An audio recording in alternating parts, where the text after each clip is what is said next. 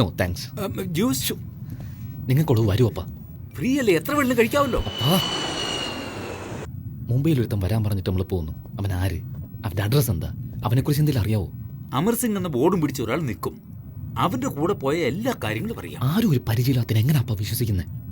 എന്ത് നടന്നാലും നമ്മൾ കൊടുങ്ങരുത്, അതാണ് ഏറ്റവും പ്രധാനം. ആ US സ്വാമിയെ നിനക്ക് മുമ്പേ തന്നെ അറിയാവോ? അവനെ അണ്ടർ വാട്ടറിൽ നിന്ന് തട്ടിയത് കൊണ്ടാ തുക്കടകളായിരുന്ന നമ്മളിപ്പം ഈ ലെവലിലെത്തിയേ. ഒരു എവിഡൻസും ഇല്ലെന്ന് പറഞ്ഞ് പോലീസ് ഫയൽ ക്ലോസ് ചെയ്യാൻ പോവാ. അതുകൊണ്ട് ഇനി എത്ര പേരെ കൊല്ലാൻ പോകുന്നത്?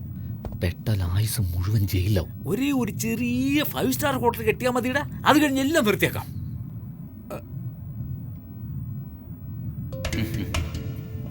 പോലീസ് ഇനിയും ഫയൽ ക്ലോസ് ചെയ്തിട്ടില്ല. എവിഡൻസിനായി വെയിറ്റ് ചെയ്യുക.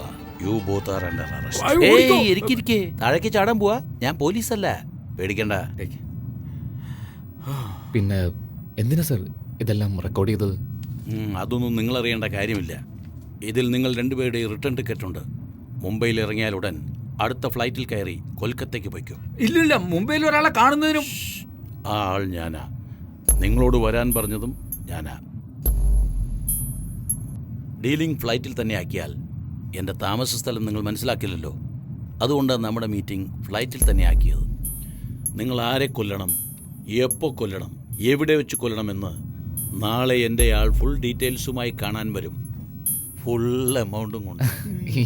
പേടിക്കാതിരിക്കേ. എത്ര പേരെ കൊല്ലണം? ഒരേ ഒരാളെ, ആദവൻ തന്നെ കൊല്ലണം. അതും വളരെ ഡിസ്റ്റൻസിൽ നിന്ന്. അവൻ്റെ അടുത്ത് ആർക്കും അത്ര വേഗം അടുക്കാൻ പറ്റില്ല. ഓക്കെ? Anything else? അവനെ പറ്റിയുള്ള ഡീറ്റെയിൽസ് അപ്പോൾ കിട്ടും. ആ റിട്ടേൺ ടിക്കറ്റ്സ് കാണിച്ചാൽ എൻ്റെ ആൾ പറയും. Be careful. നിങ്ങളുടെ ഓഡിയോ എൻ്റെ കയ്യിലുണ്ട്. നോട്ട് ഓൺലി ഓഡിയോ, നിങ്ങളുടെ വീഡിയോ എൻ്റെ കയ്യിൽ. നിങ്ങൾ ആരെ കൊല്ലണം, എപ്പോൾ കൊല്ലണം, എവിടെ വെച്ച് കൊല്ലണമെന്ന് നാളെ എൻ്റെ ആൾ. Switch off. I say switch off. Sorry for the interruption. No problem. എങ്ങനെ എടുത്തേ? Video record, bluetooth memory stick. ഇവിടെ മാരോടാ നീ. സോറി സാർ, ഇവനൊരു കാര്യമില്ലാത്തവനാ. ഇവനാണോ കാര്യമില്ലാത്തവൻ? 6 മാസത്തിനുള്ളിൽ ഈ ഫ്ലൈറ്റിന് എന്താ വില എന്ന് ചോദിക്കും ഇവൻ. എന്നാ നിങ്ങളുടെ ഓഡിയോ, നിങ്ങളുടെ വീഡിയോ.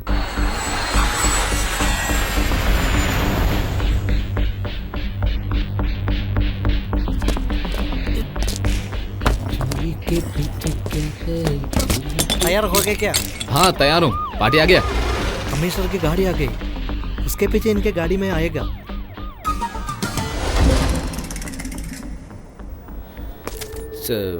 ബിൽഡിങ്ങിന് ചുറ്റും 4 പേരെ നോക്കാൻ. കാർ അവിടെ പാർക്ക് ചെയ്യും. चोली के पीछे क्या है?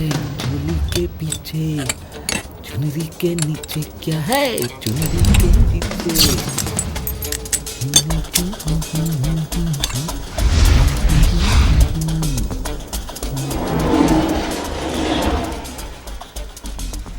Ready ready.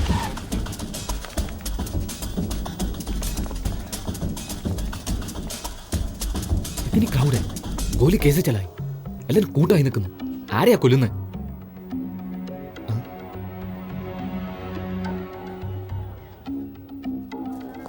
ആ കാണാം.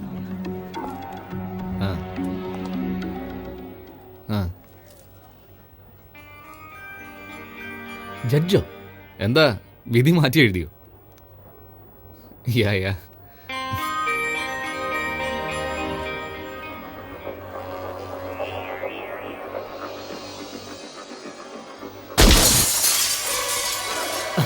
എന്താണ് ഈ കാണിച്ച? ഓട്.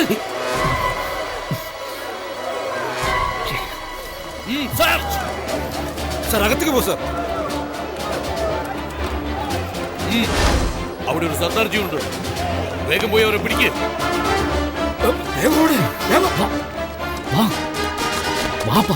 നിക്ക്.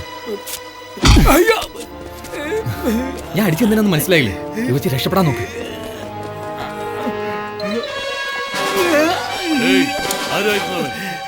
ഞാൻ നോക്കുമ്പോ 2 പേര് വരുന്നു. അവര് വന്നിട്ട് എന്നെ ഇടിച്ചിട്ട് ഓടി. ആരാ നിങ്ങൾ ഇടിച്ച്? ഇടിച്ചു വന്നേ അങ്ങോട്ട് ഓടി, മറ്റോ ഫോണിലേക്ക് ഓടി. നിങ്ങൾ പോയി അവനെ പിടിക്കേ. ബാക്കിയുള്ളവർ എന്റെ കൂടെ വാ. അതാ കാത്തോളേ.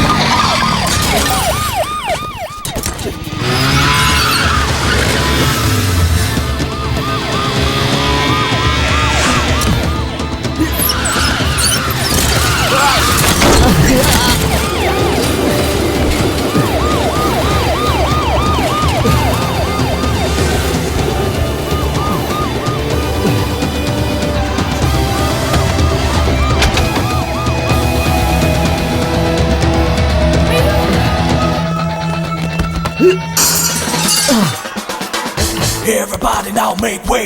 No, you ain't gonna get away.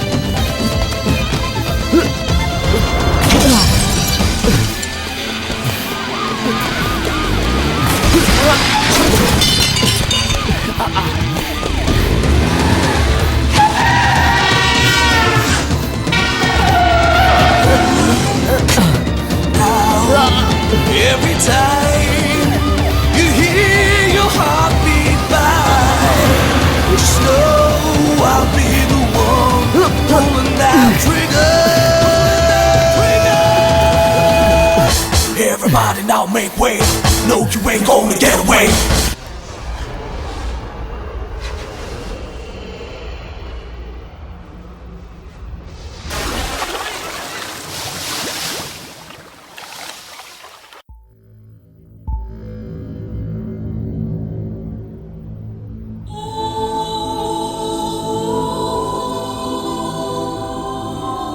ഇത്രയും ഭീകരമായൊരു ദുരന്തം തങ്ങളുടെ മക്കൾ അനുഭവിച്ചതോർത്ത് എത്ര അച്ഛനമ്മമാർ കരയുന്നുണ്ടെന്നറിയാമോ?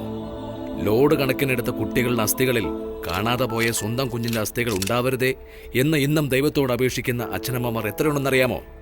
ഈ ക്രൂരതയെപ്പറ്റി അന്വേഷിക്കാനാണ് എൻ്റെ മേൽനോട്ടത്തിൽ CBI ഈ വിചാരണ കമ്മീഷൻ രൂപീകരിച്ചത്. എന്താ ചോദിച്ചേ? ആരോ ഇപ്പോൾ മലയാളത്തിൽ ചോദിച്ചല്ലോ, കോടിക്കണക്കിന് രൂപ കൊടുത്ത ഈ വിചാരണ കമ്മീഷനെ ഒതുക്കാൻ പറ്റില്ലേ എന്ന്. ആരാത്? സോറി, മറ്റൊരു പ്രസ് മീറ്റിൽ ചിലർ ഇതുപോലുള്ള ചോദ്യങ്ങൾ ഉന്നയിച്ചതുകൊണ്ടാണ് ഞാൻ നിങ്ങളെ ഈ ക്ലിപ്പിംഗ്സുകൾ കാണിച്ചത്. സാർ, കഴിഞ്ഞ 4 മാസങ്ങളായി നിങ്ങൾക്ക് ഇതിന് ചാർജ് ഉണ്ട്. എന്നത്തേക്ക് ഇതിന്റെ എൻക്വയറി ഫിനിഷ് ചെയ്യുമെന്ന് പറയാൻ കഴിയുമോ? ഏതാണ്ട് 90% എൻക്വയറിയും കഴിഞ്ഞു. കൊൽക്കത്തയിലും ഡാർജിലിംഗിലും നടന്ന ക്രൈമുകളുടെ സൂത്രധാരന്മാർ കോടികളാണ് സമ്പാദിച്ചത്. അവർ കൊല ചെയ്ത കുട്ടികളുടെ അവയവങ്ങൾ അന്യരാജ്യങ്ങളിലേക്ക് കയറ്റി അയച്ചു. അറസ്റ്റിലായി കഴിഞ്ഞ അവരിൽ പലരും പെയ്ഡ് കില്ലേഴ്സാണ്. ഇനി പ്രധാനിയായ ഒരാൾ മാത്രമേ അറസ്റ്റിലാവാനുള്ളൂ. ബാക്കി 10% കൂടി ഞാൻ തന്നെ പൂർത്തിയാക്കും. അതൊരാഴ്ചക്കുള്ളിൽ തന്നെ ഉണ്ടാവുകയും ചെയ്യും. അതിന്റെ റിപ്പോർട്ട് 10 ദിവസത്തിനുള്ളിൽ ഞാൻ സബ്മിറ്റ് ചെയ്തിരിക്കും. കമ്മീഷണർ സർ, താങ്കളോടൊരു ചോദ്യം. താങ്കൾ രക്ഷപ്പെട്ട കൊലയാളിയെ കണ്ടുപിടിക്കുമോ? കണ്ടുപിടിച്ചില്ലെങ്കിൽ എനിക്ക് മാത്രമല്ല, എന്റെ ഡിപ്പാർട്ട്മെന്റ് അത് മോശമാണ്, നാണക്കേട്. മിസ്റ്റർ യോഗി, താങ്കളും താങ്കളുടെ ഡിപ്പാർട്ട്മെന്റും എന്ത് സഹായമാണ് അദ്ദേഹത്തിന് നൽകുന്നത്? സർക്കാർ അദ്ദേഹത്തെ സഹായിക്കുന്നുണ്ട്. മുഖ്യമന്ത്രിയും സർക്കാരും ചേർന്നാണ് ഈ കമ്മീഷൻ രൂപീകരിച്ചത്. സർ, ഇതുപോലെ വധഭീഷണി വീണ്ടും വന്നാൽ എന്ത് ചെയ്യും സർ? ഏയ്, എന്ത് ചോദ്യമാണ് നിങ്ങൾ ചോദിക്കുന്നത്? അതല്ലേ 1000 വട്ടം പറഞ്ഞത്. ഞാൻ ഒന്നിനെയും പേടിക്കുന്നില്ല. നോക്കിക്കോ, ഈ വിചാരണ കമ്മീഷൻ കഴിഞ്ഞ് കുറ്റവാളിയെ കണ്ടുപിടിച്ചിട്ട് ഞാൻ നാട്ടിൽ പോകുകയോ അല്ലെങ്കിൽ പരലോകത്ത് പോകുകയോ എന്തെങ്കിലും നടക്കൂ. നീ ചോദിച്ചു തന്നെ ചോദിച്ചുകൊണ്ടിരിക്കും. ഞാൻ പറഞ്ഞു തന്നെ പറയണോ? എനിക്ക് 1000 ജോലികളുണ്ട്. നിനക്ക് ഈ ഒരു ജോലിയേ ഉള്ളൂ. മിസ്റ്റർ, കോർട്ടിൽ ജഡ്ജി ഇരിക്കുന്ന മുന്നിൽ ഇരിക്കാൻ എല്ലാവർക്കും ഭയമാണ്. നീ എന്താ ചോദ്യങ്ങൾ പിന്നെയും ചോദിക്കുന്നോ? ഇപ്പോഴും ഞാൻ ജഡ്ജിയാ. Sorry sir. ഏയ്, ചുമ്മാ ഇരി. നിങ്ങൾ കാരണം എല്ലാവർക്കും നാണക്കേടാ. Keep cool sir. Why are you getting angry sir? I am not angry. This is my way of answer to silly questions. That's my nature. Excuse me sir, one last question please. Yes, come on. Are you alone here or somebody within Kolkata? Oh, you want to give the clue to the opponent? I don't care. Here, take it. ഞാനിവിടെ തനിച്ചല്ല. Christmas holidays കൊൽക്കത്തയിൽ ചെലവാക്കുന്നതിന് വേണ്ടി എൻ്റെ കുടുംബം മുഴുവൻ എൻ്റെ കൂടെ വന്നിട്ടുണ്ട്. മതിയോ? Thank you.